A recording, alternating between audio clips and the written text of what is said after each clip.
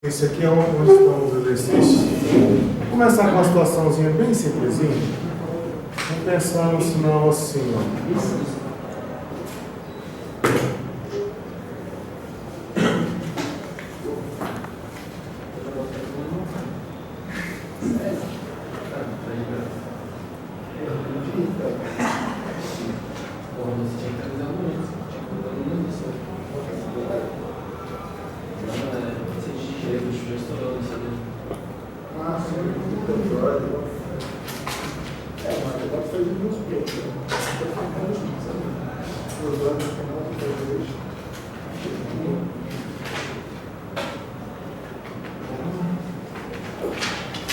Vocês têm aí uma tabelinha que tem as 4 transformadas, né? Você tem transformada para sinais contínuo e periódico, que são as séries de Fourier, para sinal contínuo, né? Para sinais contínuos. Tem para sinal discreto e periódico, também tem a série de Fourier para isso. E nós estávamos falando até na última aula da transformada de Fourier, que eu uso ela para sinal contínuo e não periódico. E agora eu vou falar da transformada de Fourier para sinais discretos, que usamos geralmente essa sigla DTFT, que são as iniciais da palavra transformada de Fourier a tempo discreto, mas em inglês. E a forma de fazer essa transformada eu estou apresentando aqui, eu não vou fazer essa demonstração. Na verdade, o que eu gostaria é que vocês tivessem a habilidade de fazer esse cálculo. Então, uma vez você conhecendo quem é a transformada, para você voltar para o sinal original, basta você então calcular a integral de menos π até π da transformada multiplicada por e elevado a j ômega n.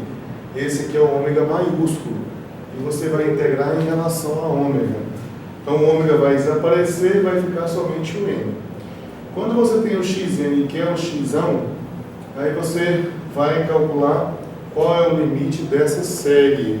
Aí você vai colocar o xn que você tem aqui, vezes e elevado a menos j ômega n. E essa série, ela terá como limite o que eu vou chamar de transformada de Fourier para o sinal discreto. Esse xão que você encontra aqui, ele tem essa característica, dessa periodicidade aqui. Ele tem período 2π. Agora vamos pegar um exemplo bem simplesinho para você ver. Aqui eu poderia colocar um número aqui, né? Por exemplo, 1/2, 1/4, 2/5. Eu vou colocar um alfa. Eu estou colocando, prevendo aqui módulo de alfa menor do que 1, mas vamos deixar isso aqui inicialmente como uma interrogação. Uma das coisas que eu quero fazer com vocês é dizer qual é a faixa, qual é o lugar onde esse alfa deve estar para que a transformada de Fourier exista. O que você precisa fazer é o seguinte: olha, eu tenho o xn, tenho o xn e você quer o xão. Então você vai precisar de usar essa série aqui, ó. Então, para você achar o xão que nós estamos procurando, o xão de e elevado a j ômega, ele será então aqui a soma, aqui no lugar do xn, você vai colocar o sinal que você tem. Então aqui vai ficar assim, no lugar do xn, que vai ficar assim, alfa n vezes u de n, e depois multiplicado isso aqui por e elevado a menos j ômega n. Aqui para n variando de menos infinito até mais infinito. No livro Sinais de Sistema, do Simon Hyken, ele demonstra essas fórmulas. Caso você tenha curiosidade de saber como é que se chega até elas, tem essa demonstração lá. Ômega, né? Esse aqui é o ômega maiúsculo. É o mesmo que o W? Só que esse aqui é minúsculo. Ah, mas a diferença E esse dos aqui é dois maiúsculo. A diferença dos dois em cálculo vai ser... O minúsculo nós usamos para a transformada de Fourier de sinal contínuo. Aí você tem assim, xão de j ômega. Isso. E o maiúsculo nós usamos para sinal discreto. Ou seja, não contínuo. Não contínuo. Não é só não contínuo, tem que ser discreto, tem que ser avaliados somente em cima dos números inteiros. Pois bem, agora você veja bem aqui, ó, quando você estiver com um valor negativo, o que você acha que vai acontecer com isso aqui tudo? Se o valor estiver negativo, vai zerar, não vai? Vai anular tudo. Então, até você estar antes de zero, isso aqui vai anular. E quando você chegar do zero para frente, você vai ter U de 0, U de 1, U de 2, U de 3. Lembrando que esse U aqui, ó, U de N, é o degrau, né? Ele vale 1 se o N for maior ou igual a 0 e vale 0 se o N for menor que 0. Então aqui você terá o seguinte, uma soma para N começando de 0 para frente, e aqui vai ficar assim, alfa N vezes E elevado a menos J ômega N. Vamos voltar agora ao cálculo 2 de novo, né? Como é que eu calculo o limite dessa série?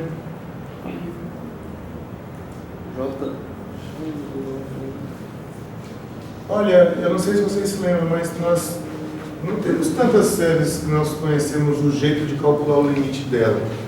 Nós temos a série telescópica e temos a série geométrica.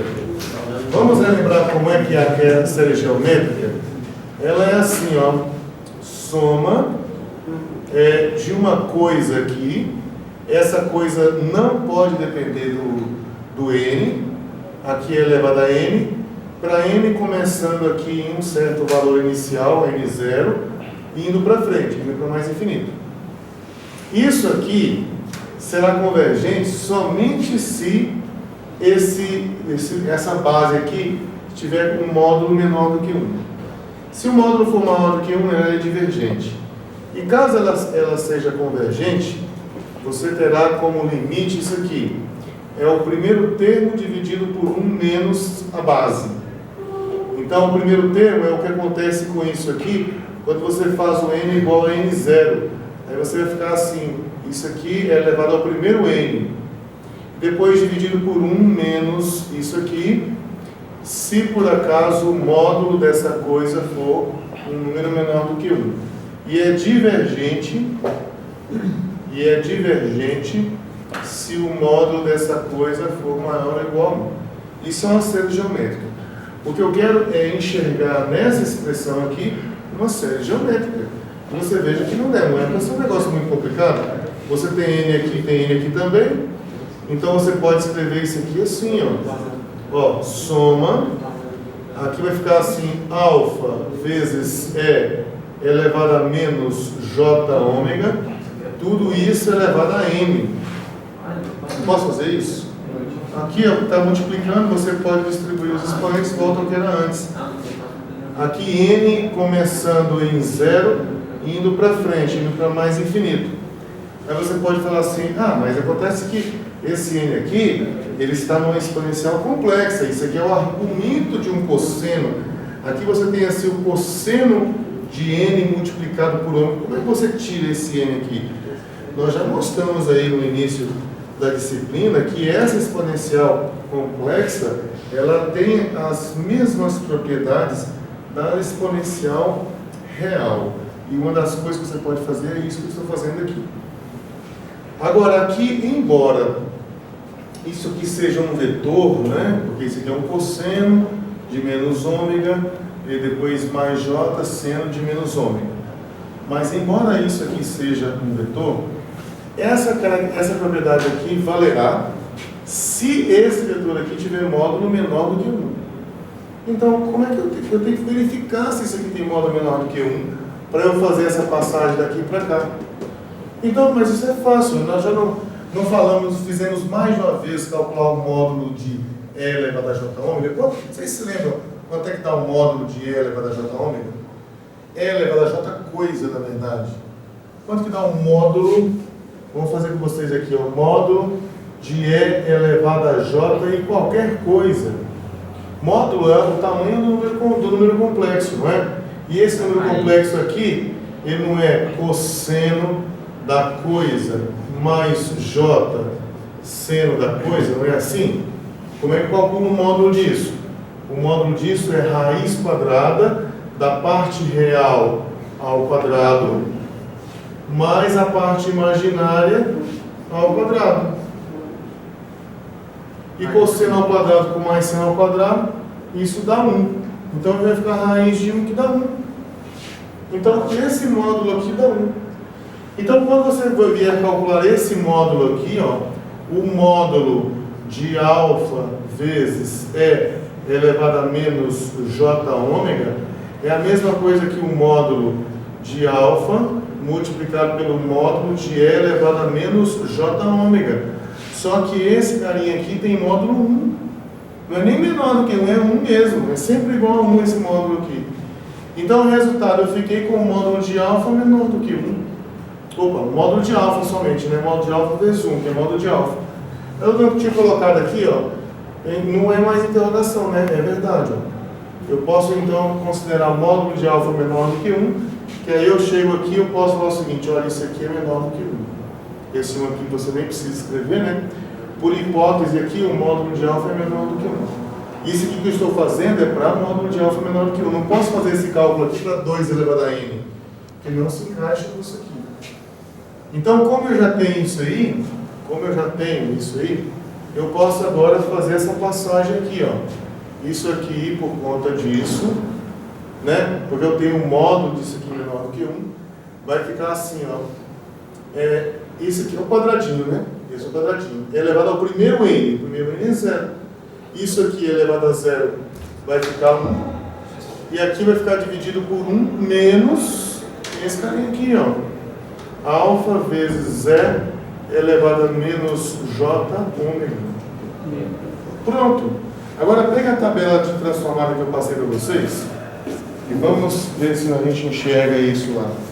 Cadê ela, né?